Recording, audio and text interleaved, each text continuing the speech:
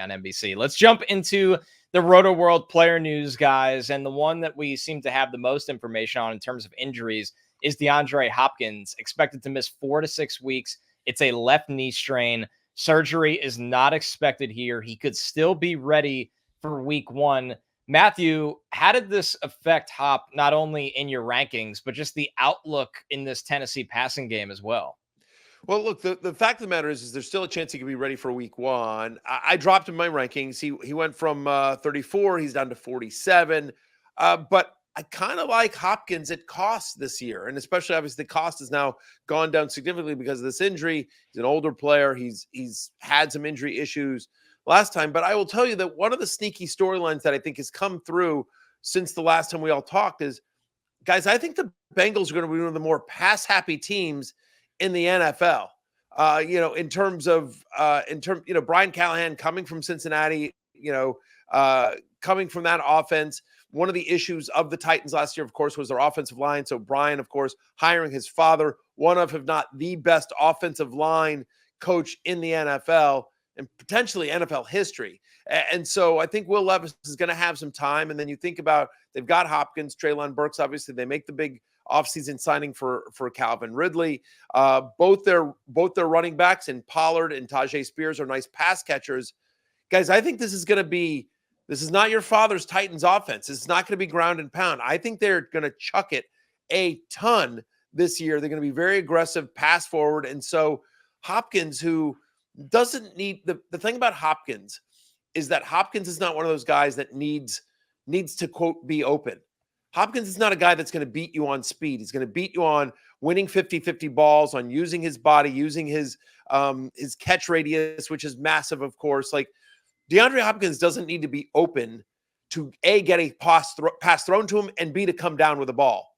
And so I actually think that people are, DeAndre Hopkins, because he's older and because he's been, in Tennessee, which has not been a pass-happy offense. But I actually think all the Titans are kind of sleepers this year in fantasy. Yeah, I think Hopkins, he is an outlier where normally you look at someone who doesn't create a ton of separation and who's heavily dependent on contested catch rate. And I know that's the reason why people are a little bit skeptical like Keon Coleman in the draft, because he's of that Hopkins mold. Well, Hopkins has made a whole career out of this. And I think he just turned 32. So he is a little bit older for an NFL wide receiver, but at the same time, with his skill set, he should age relatively well. And I think, to your point, Matthew, I think the Titans are one of the most compelling teams. And perhaps we don't think of them like that because, they're the 4th favorite in the AFC South. They're not really a contender at this point. But all the reviews of Callahan have been sensational. It looks like he's going to modernize this offense. Hopkins had great rapport with Will Levis, but the offense ultimately, Connor, will come down to Levis and his upside. And I think there's this idea that Will Levis is this huge high variance candidate because he is so young and he has these incredible plays. But do you think he actually has the upside to, be a top 10 quarterback, or is he someone that his limitations are just too severe that he's going to hamstring them a little bit? It's always going to depend on how much they can rein in when he gets a little out of control with the turnovers, because Levis is a guy that has a massive arm. He can run. He's a big body quarterback that can take the hits. A lot of these quarterbacks that want to run, they learn quickly in the NFL that there's limitations to that. I don't see that with Levis, even as crazy as he is trying to jump over people and not really knowing when to slide, which they've addressed before. So I think for that, Jay, why he has so much upside is the fact that he could push the ball down the field. He can make things happen and move the chains with his legs. But we'll see how much the offense, which, this is the job of why Callahan was brought in there, is to kind of rein things in and understand when you take those shots and when you try to control drives. And obviously having a veteran like Hopkins, another veteran like Ridley there, that should ultimately help Tennessee. And the most important thing is they have an understanding, really a foundation from the coaching staff and the front office, that they need to get this offensive line right. So we have all eyes on J.C. Latham and the kind of steps he can take to improve their tackle situation as well. Yep. Any chance Treylon Burks becomes a thing again? Because it feels like he's just been written off completely. Yeah. He becomes a thing. He had a couple of good nice catches once. Yeah. Yep. Well, the good news is what he wants to do matches what Levis likes to do, and that's try to throw the ball down the field. If Burks is going to have a role in this offense, it's not that you sit there and dream on him being the number 1 wide receiver. It's that as a number 3, he's a guy that they can move inside and outside like he did in college and actually let him run down the field. But Matthew, like you said, it's hard to remain optimistic with what we've seen or what we haven't seen from Burks because he hasn't stayed on the field. For sure. For sure. I mean, I think if you're ranking them, I think you know, Ridley's the obvious guy here. Yeah. I still actually prefer Hopkins to Burks as sort of a sleeper. And of course, got my guy Chigakonkwo still there as well. 3 years in a row with Chiggy. Yeah, I mean, Dang, you know, like it. hope springs eternal with Chiggy. But I do think if you haven't sort of been paying attention, the Titans are one of those offenses that are going to be a lot more interesting this year than you previously thought. Another guy that's on week 1 watch, and Wednesday's show, we are going to do an entire quarterback spotlight, you know, from a fantasy perspective. But we have to talk about Justin Herbert because he's expected to miss several weeks. It's with plantar fascia, right foot injury. You never like hearing about foot injuries in the NFL because typically they are the type of injury that can linger, especially for a quarterback. Matthew, where does Herbert come in on your rankings now, especially with the expectations or the lack of expectation that he'll be 100% for week 1 of this NFL season? He's QB 19 for me. There's a lot of concerns about Justin Herbert. Now, first off, while the health thing, obviously, this is not great. I think the hope is that, look, we expected passing volume to be way down for Justin Herbert this year because of Jim Harbaugh and Greg Roman as the head coach and offensive coordinator, respectively, of the team. We expect him to be a lot more run heavy. They're obviously, they lost a lot of wide receiving talent in Keenan Allen and Mike Williams this offseason. So they've got, you know, young guys there that haven't really proven themselves other than maybe Josh Palmer. I think the stat is Josh Palmer is literally the only wide receiver currently on the Chargers roster with more than 37 career catches. So it's just sort of insane, right? I mean, so it's a learning curve for the entire passing offense. And so you were hoping that, well, maybe with Harbaugh and Roman there, that he runs more, that Herbert, who is, you know, he's not Lamar Jackson, but he is certainly mobile and athletic. Could they run him more? And now with this injury, like even when it's healed, like it's not something, it's kind of a nagging injury that sort of will stay with you. I think you sort of feel like, he's probably not going to be running all that much. And so the fact that there's a chance he's not ready for week 1, he's already injured, you know, we don't love the pass catching core. We know that it's going to be more of a run heavy offense. He's QB 19 for me, as much as we love Justin Herbert. And by the way, like if ever there was a guy that's tough, I mean, like this is a guy who played through broken ribs. And I mean, you know, he's a tough guy. And I think, you know, barring a team doctor saying, hell no, sit your ass down, he's going to be there opening game. But I don't know. He's a QB2 and like a deep one at that for me. Yeah, I think the thing with Herbert is it's a little bit scary when you see the headline going to miss several weeks, but that's a headline where like he's going to miss several weeks to rest the injury. If the injury is still lingering week 1, I think he's going to play through plantar fasciitis. He will be out there on the field. It's just what is his effectiveness going to be, obviously with his mobility, with having to plant, to throw. And I think to your point, Matthew, he's coming into a situation where there's no real margin for error. Like they kind of need perfection out of everything because of the lack of options. And if this is just going to pile on and be another thing with the lack of pass catches, with the focus on the running game, then he just gets further and further removed from the guy who, you know, 2 years ago looked like a top 3, top 4 fantasy option. In some injury news that we were aware of coming into the summer, guys, Jonathan Brooks, who tore his ACL last college season in his final season with Texas. Dave Canales, the Panthers head coach, said he will not play this preseason. No surprise there as Brooks continues to rehab from the ACL injury.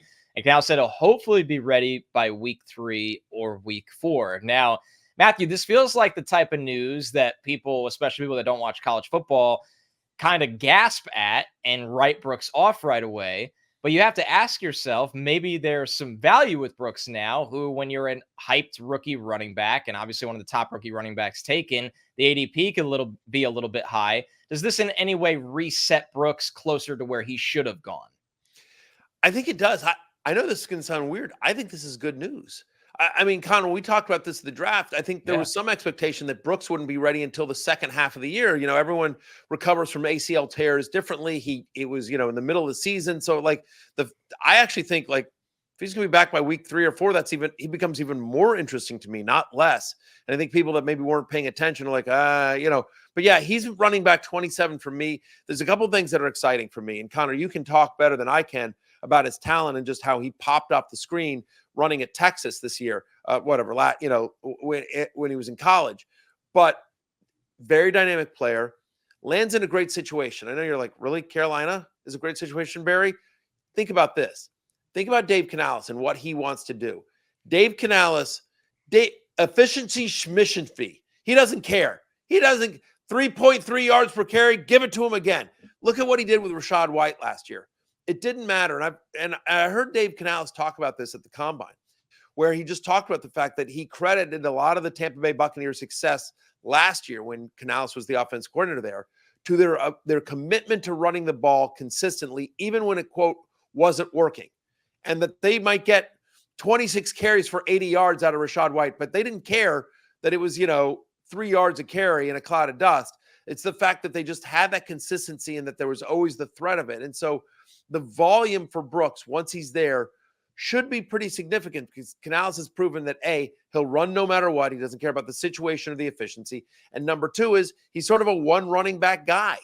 And so Chuba Hubbard, Miles Sanders, is he retired? Is he not? Who knows? He's in and out. Beats me. But the fact of the matter is there's no one on the Carolina Panthers roster, except maybe Hubbard to a small extent, that you're sort of like that guy. And we like Hubbard. Hubbard's had some nice moments in the NFL, but he ain't Jonathan Brooks. He's not a fully healthy Jonathan Brooks. So I think the Panthers offense, I don't know that it's going to be great, but I think it's going to be a lot better. They improved their offensive line this offseason as well, Connor. So you can talk about Brooks, but I actually thought this was good news, and he's my running back 27, and I think he's a good candidate. Again, whatever, it's a couple of weeks. You live for the couple of weeks. We're playing for the second half of the year, not the first. Right. And I think with Brooks, what you love about his game, 2 things. One is that he can catch the ball, and he's really dangerous as a check down option, as a screen option. I thought Texas could have put more on his plate from a route tree perspective. I mean, you look at Canales coming from Tampa, where White caught 64 passes last year. This is what you want Brooks to do in fantasy, is to be that special pass catcher. And when you look at his number 1 trait, his calling card, it's his acceleration. When you're coming off an ACL, that was in November. Like you said, Matthew, it was halfway or point past the halfway point of the college season. This wasn't an early injury. You want that acceleration to return so he's his best self on the field in an offense that I think, especially if they're playing from behind quite a bit again, he's going to get a lot of checkdowns. He's going to get a lot of work in the pass game. He's going to get a lot of work in general, and he needs to be healthy to do that. So, Jay, this is an offense that spent a lot of money on their offensive line. They spent a lot of resources in the draft on the offense in general to help their young quarterback out. I know it can be hard to seem optimistic about them at times, but with Canales, you have to feel like they'll be a couple steps forward, right? Yeah, I think the Panthers will be okay. Like, I think everyone thinks of them as the disaster that they were last season. This season, their win total is set at 6. Like, if they're a 6-11 team, it shouldn't get out of hand too much. So Brooks should be in scoring position a little bit more than their running backs were last season. And then to your point, if he's not, then they can play the PPR game to get back into it. So I think he'll be fine. And then I think the other big takeaway from this is just Dave Canales has put a fairly specific timeline on an injury. Like, when do coaches do this? Like back in week 3 or 4? I mean, that's a bodes well in our world going forward compared to like Mike McDaniel with Jalen Phillips and Bradley Chubb, who no setbacks. So are they going to be back in week 1 or week 10? Like, got no idea whatsoever. Whereas with Jonathan Brooks, ready by week 3 or 4, that's pretty good. And guys, speaking of not having a timeline on an injury, Puka Nacua dealing with an injury in training camp as well here. For Nacua, it's a knee injury that he suffered on Sunday. It's not considered serious, but he has been labeled week to week, Matthew. And this is a Rams offense that you love the receivers when they're healthy. But as we've seen with Cooper Kupp in the past, and now we're getting a little taste of with Puka Nacua this summer, you don't have a timetable. You don't know how long this can linger. But you obviously love the upside of the player in fantasy. Yeah, I think this is a non-story story. Obviously, Puka Nacua, best known as Jay Croucher's best friend, pals, picture avatar on their. Just them two. No one else was on set. No one else in the picture as well. No one else interviewed Puka Nacua. It was just Jay and Puka hanging out. As they talking do. Like two bros. Talking like two bros. Yeah, I mean, again, talk to me if we're week 3 into August and Puka's not out there yet, but it doesn't sound serious. And so to me, the bigger interesting thing is just like everyone's saying Cooper Kupp is back. He's 100% healthy and he looks like Cooper Kupp. Again, we'll see how long that lasts, but I think the Rams offense is going to be pretty good this year. And I'm not worried about, at the moment, I'm not worried about Puka yet. Yeah. I'll text Puka after this and get the lowdown on the sprain and see how he's doing. But I think the bigger worry for the Rams is just that like half their team is injured at the moment. Like all their offensive linemen was the same, like 3-4 weeks. So it's like not panic stations yet because no one's been ruled out for week 1 really, but just something to monitor. It's not an ideal situation with just no one healthy at the moment. It's a good time for a reminder, guys. It's that time of the, training camp period where we have coach speak, we have beat reporters doing a hell of a job and really helping us in fantasy, but also, as you have to do at times, speculating. Matthew, how do we decide what actually matters in the news? Like if you are very invested in fantasy, you are following a beat reporter from every single NFL team, you are tracking press conference quotes from coaches. What are the things that stand out and are newsworthy? And what are the things, to take a line from you earlier, a nothing burger? Yeah, I don't think I actually said nothing burger, but non-story. I have eaten a couple of them. What I would say is transitioning from the chicken finger bucket. Obviously, thank you. Good transition. To me, you're asking like what should people do? They should listen to us. Only us. Just only listen to us and no one else, and that'll be fine. You'll be fine. We're the only people that you should listen to for all decisions in your life, not just fantasy football, but we will tell you, what to do with your wife and your wife kid. Discussions. How to watch the Olympics. Exactly. Diet. Absolutely. What to do with your 401k. We've got it. Everything. Yeah, that's good. 1,000%. Look, I mean, I think it's a case-by-case batter, right? I mean, case-by-case matter. I think there's certain coaches that I will tell you this. I'll give a shout out. There's a Twitter account, Coach Speak Index. That guy does a great job where he literally pulls quotes from press conferences from coaches, and more importantly, he's been he's got a reliability scale where he's just like, this coach usually tells the truth. This coach is like 70% reliable. This coach like 30%. You can ignore everything this guy says. So I think that's pretty good. But ultimately, I think it's not just what you say, but how you say it, when you say it. Every situation is different. The context matters. How often are they saying it?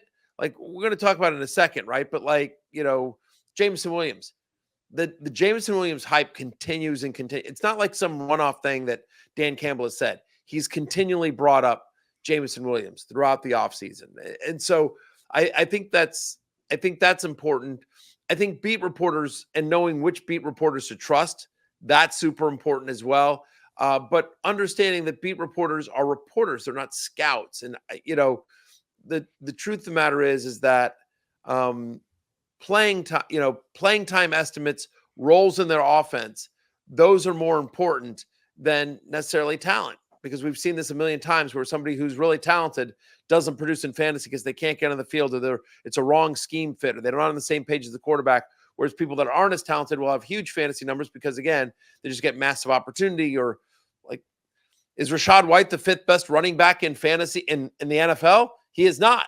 But on the fantasy football basis, because of his opportunity last year, because of what the coaches want to do, that's about where he wound up. So, again, I think it's sifting through everything. RotoWorld obviously does a great job. I'll be company man here for a second. But RotoWorld does a great job with their player news of sifting through, hey, here's what happened and here's what it means. Because we have an entire staff dedicated to literally just distilling the news down to here's what you can ignore and here's what you got to pay attention to. Hey, it's Matthew Berry from NBCSports.com and RotoWorld.com. And I want to thank you so much for watching whatever it is you just watched. Or if nothing else, being too lazy to click out of the autoplay after this video started, after whatever it is you actually wanted to watch finished. But now that you're here, I'd like to take a moment here to ask you respectfully now, okay? I'm asking you respectfully to subscribe to the NFL on NBC YouTube channel. You'll get the latest RotoWorld fantasy news headlines, all sorts of great shows, including my own Fantasy Football Happy Hour. So go subscribe now. Again, I'm asking respectfully.